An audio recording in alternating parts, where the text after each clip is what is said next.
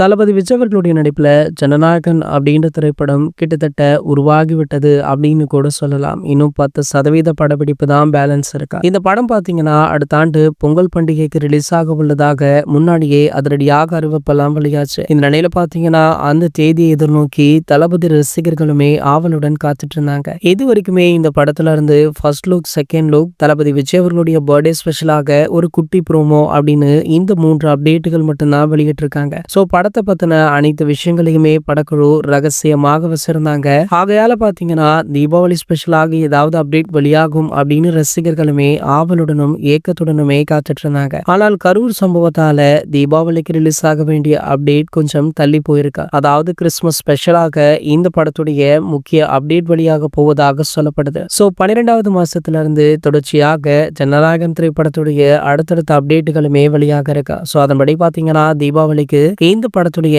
முதல் single track பாடல் வெளியாக வேண்டியிருந்ததா. சோ அது தள்ளி போய் தற்போது கிறிஸ்துமஸுக்கு போயிருக்கு. சோ வெயிட் பண்ணி பார்க்கலாம் இந்த பாடல் எப்படி இருக்க போகுது அப்படின்றத. இந்த பாடல்ல தளபதி ரசிகர்களுக்கு மட்டுமல்ல நம்ம ஏகே ரசிகர்களுக்குமே ஸ்பெஷலான விஷயம் ஒன்று இருப்பதாக சொல்லப்படுது. அதாவது நடிகை ஷாலினி தளபதி விஜய் அவர்களுடன் ஆரம்ப காலகட்டங்கள்ல ஒரு சில படங்கள்ல நின்று நடிச்சிருப்பாங்க. சோ அந்த நட்பின் அடிப்படையில தற்போது ஜனநாயகன் திரைப்படத்துல பல வருடங்கள் கழித்து ஒரு பாடலை பாடியிருக்காங்களா. சோ இந்த பாடல் தான் முதல் சிங்கிள் ட்ராக் பாடலாக வெளியாக உள்ளதாக செய்திகளுமே கிடைச்சிருக்கு. இது போன்ற சினிமா செய்திகளை பற்றி நீங்க உடனே தெரிஞ்சுக்க நம்மளுடைய சேனலை மறக்காம சப்ஸ்கிரைப் பண்ணிக்கோங்க.